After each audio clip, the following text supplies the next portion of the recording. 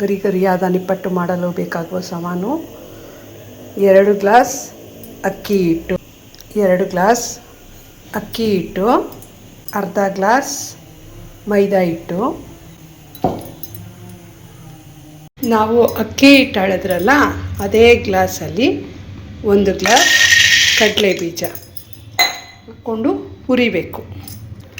ಅಂದರೆ ಒಟ್ಟು ಬಿಡೋಷ್ಟು ಮಾತ್ರ ಬೆಚ್ಚಗೆ ಮಾಡ್ಕೊಳ್ಬೇಕು ಕಡಲೆ ಬೀಜನ.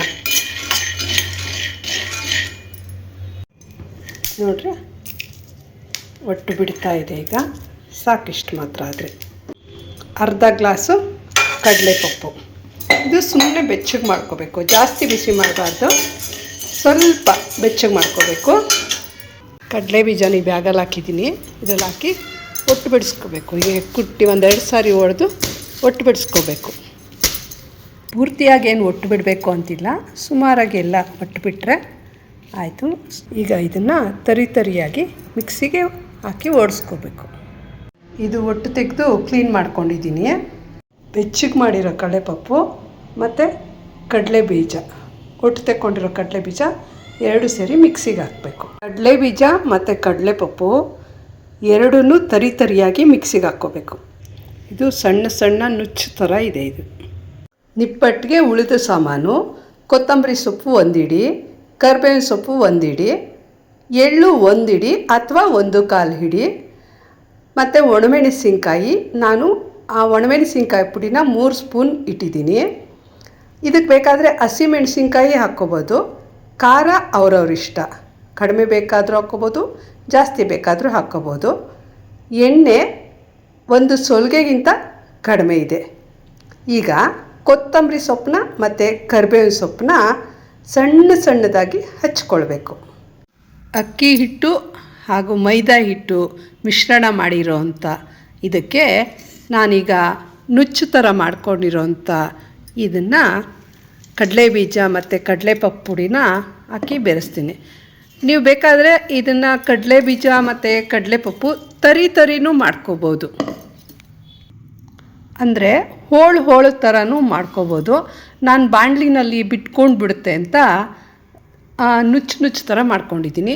ಇದಕ್ಕೀಗ 1 ಹಿಡಿ ಎಳ್ಳು, 3 ಸ್ಪೂನು ಮೆಣಸಿನ್ಕಾಯಿ ಪುಡಿ ಮತ್ತು ಕಟ್ ಮಾಡಿದಂಥ ಕರಿಬೇವಿನ ಸೊಪ್ಪು ಮತ್ತು ಕತ್ತರಿಸಿದಂಥ ಕೊತ್ತಂಬರಿ ಸೊಪ್ಪು ಮತ್ತು ಹಸಿ ಎಣ್ಣೆ, ಇದನ್ನು ಹಾಕಿ ಮಿಶ್ರಣ ಮಾಡಬೇಕು. ನಿಪ್ಪಟ್ಟು ಕಲಸೋದಕ್ಕೆ ಮೊದಲೇ 1 ಬಟ್ಲಿಗೆ ನೀರು ಮತ್ತು ಉಪ್ಪು ಹಾಕಿ ಇಟ್ಟಿದ್ದೀನಿ. ಇದು ಪ್ರಾರಂಭದಲ್ಲಿ ಸ್ವಲ್ಪ ಹಿಟ್ಟು ಕಲಿಸ್ಕೊತೀನಿ. ಏಕೆ ಅಂದರೆ ಇದ್ರದ್ದು ಉಪ್ಪು, ಖಾರ, ರುಚಿ ಎಲ್ಲ ನೋಡಿ ನಾವು ಮತ್ತೆ ಯಾವುದು ಕಡಿಮೆ ಆಗಿರುತ್ತೋ ಅದನ್ನು ಹಾಕ್ಕೊಳ್ಬೋದು. ಅದಕ್ಕೋಸ್ಕರ ಈ ರೀತಿ ಜಾಸ್ತಿ ಗಟ್ಟಿಯಾಗೂ ಕಲಿಸ್ಬಾರ್ದು, ಜಾಸ್ತಿ ಮೆತ್ತಗೂ ಕಲಿಸ್ಬಾರ್ದು. ಈ ರೀತಿ ಕಲಿಸ್ಕೋಬೇಕು, ತಟ್ಟಕ್ಕಾಗೋ ರೀತಿ ಕಲಿಸ್ಕೋಬೇಕು. ಪೂರಿ ಪ್ರೆಸ್ಸರಲ್ಲಿ ಆ ಕಡೆಗೊಂದು ಈ ಕಡೆಗೊಂದು ಕವರ್ ಹಾಕಿ ಈ ರೀತಿ ಉಂಡೆ ಮಾಡಿ ಈ ರೀತಿ ಪ್ರೆಸ್ ಮಾಡಿ, ಜಾಸ್ತಿ ತೆಳ್ಳಗೂ ಇರಬಾರ್ದು, ಜಾಸ್ತಿ ದಪ್ಪಗೂ ಇರಬಾರ್ದು, ಈ ರೀತಿ ಇರಬೇಕು. ಪೂರಿ ಪ್ರೆಸ್ ಇಲ್ಲದೆ ಇರೋರು ಕೈಯಲ್ಲೇ ಈ ಥರ ತಟ್ಕೋಬೋದು. ಕೈಯಲ್ಲಿ ತಟ್ಟಿದ್ರೆ ಚೆನ್ನಾಗಿ ಬರುತ್ತೆ, ಆದರೆ ಪೂರಿ ಪ್ರೆಸ್ಸರಲ್ಲಿ ಒತ್ತಿದ್ರೆ ಈಸಿಯಾಗಿರುತ್ತೆ. ಅದಕ್ಕೋಸ್ಕರ ಅದರಲ್ಲಿ ಮಾಡೋದು. ಈ ರೀತಿ ನಿಪ್ಪಟ್ಟೆಲ್ಲ ತಟ್ಕೋಬೇಕು. ಎಣ್ಣೆ ಕಾಯಕ್ಕಿಟ್ಟಿದ್ದೀನಿ. ಇದರಲ್ಲಿ ಒಂದೊಂದೇ ನಿಪ್ಪಟ್ಟು ಬಿಡಬೇಕು.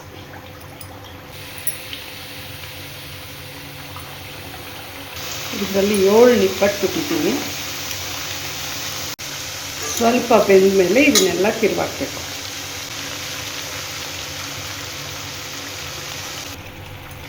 ಈಗ ಇದು ಬೆಂದಿದೆ.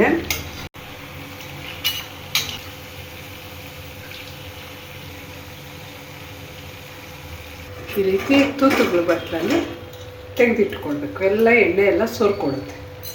ಗರಿಯಾದ ನಿಪ್ಪಟ್ಟು ರೆಡಿಯಾಗಿದೆ.